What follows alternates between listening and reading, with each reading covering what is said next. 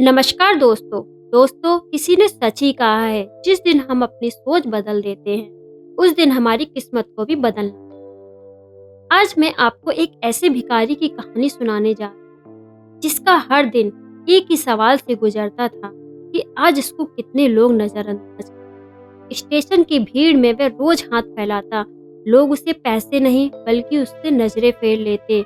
फिर एक दिन किसी व्यक्ति ने उसे पैसे नहीं दिए बल्कि उसे एक सवाल दे दिया, क्या तुम सिर्फ मांगना ही जानते हो या किसी को कुछ देना भी? उस सवाल ने उसे रातों रात अमीर नहीं बनाया, लेकिन उस दिन से उसने हाथ फैलाना छोड़ दिया और वहीं से शुरू हुई उस भिखारी की अमीर बनने की असली यात्रा। क्योंकि गरीबी जेब में नहीं होती, वह हमारी सोच में होती है। और जिस दिन हम अपनी सोच बदल देते हैं उस दिन हमारी किस्मत भी रास्ता बदल देती है। दोस्तों, एक बड़े शहर के रेलवे स्टेशन पर एक गरीब व्यक्ति रहता था जिसकी जिंदगी का सहारा वही स्टेशन था। आने जाने वाली ट्रेनों में बैठे यात्रियों से कुछ सिक्के मांगना और उसी से दिन का गुजारा कर लेना उसकी दिनचर्या थी। एक दिन वह हमेशा की तरह ट्रेन में बैठे यात्रियों से भीख मांग रहा था। तभी उसकी नजर एक ऐसे व्यक्ति पर पड़ी जो बड़े सूट वूट में आत्मविश्वास के साथ बैठा था। उसके चेहरे से अमीरी झलक रही थी। भिखारी ने मन ही मन सोचा कि आज तो मेरी किस्मत खुल गई, अगर मैं उससे कुछ मांगू तो अच्छा पैसा मिलेगा। वह उसके पास पहुंचा और हाथ जोड़कर भीख मांगने लगा। उस व्यक्ति ने भिखारी को देखा और शांत स्वर में पूछा, तुम हमेशा मांगते ही रहते हो या किसी को कुछ देते भी हो? भिखारी थोड़ा चौंका और बोला, साहब, मैं तो भिखारी हूँ, मांगना ही मेरा काम है, किसी को देने की मेरी औकात कहाँ। वह व्यक्ति मुस्कुराया और बोला, अगर तुम किसी को कुछ दे नहीं सकते तो तुम्हें किसी से मांगने का भी कोई अधिकार नहीं।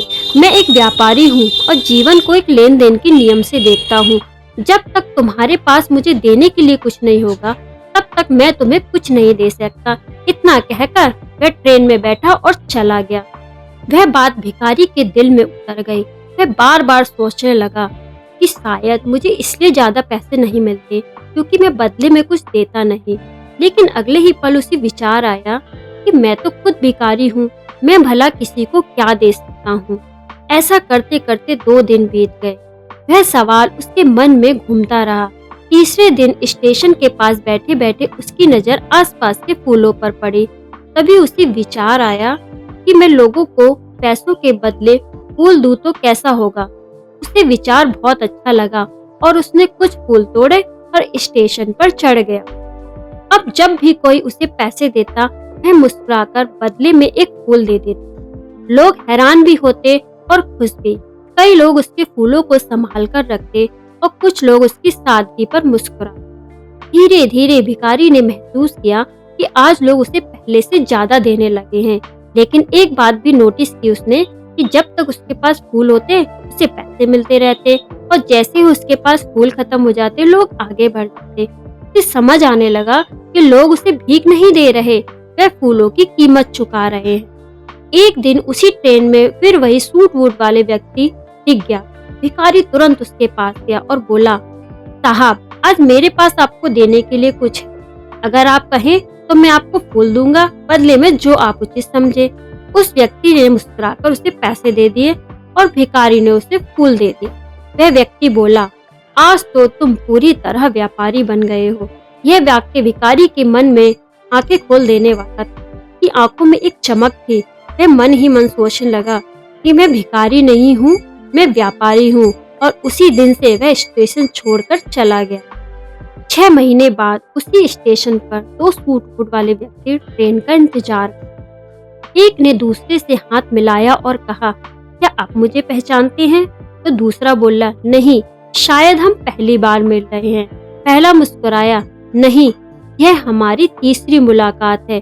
फिर उसने धीरे से कहा, मैं वही हूँ जिसे आपने पहली बार सोच बदलने की सीख दी थी और दूसरी बार यह बताया था कि मैं कौन बन चुका हूँ। दूसरा व्यक्ति चौंक गया, अरे, तुम वही भिखारी हो? पहला हंसते हुए बोला, हाँ, लेकिन आज मैं फूलों का बहुत बड़ा व्यापारी बन गया हूँ। मैंने वही किया जो आपने बताया, पहले देना सीखा, फिर मांगना। अपने आप सब कुछ आसान हो गया। दोस्तों, इस कहानी से हमें सीख मिलती है, जब तक हम खुद को छोटा समझते हैं, दुनिया भी हमें छोटा ही समझती है। जैसे ही हमारी सोच बदलती है, हमारी पहचान भी बदलने लगती है। जीवन का नियम साफ है, पहले देना फिर पाना। दोस्तों, सफलता बाहर नहीं होती, वह हमारी सोच के अंदर छुपी होती है। खुद को कभी कम नहीं आंकना चाहिए। अपने भीतर छुपे व्यापारी को पहचानिए और देखिए कैसे जिंदगी खुद आपको आगे बढ़ने का मौका देती है।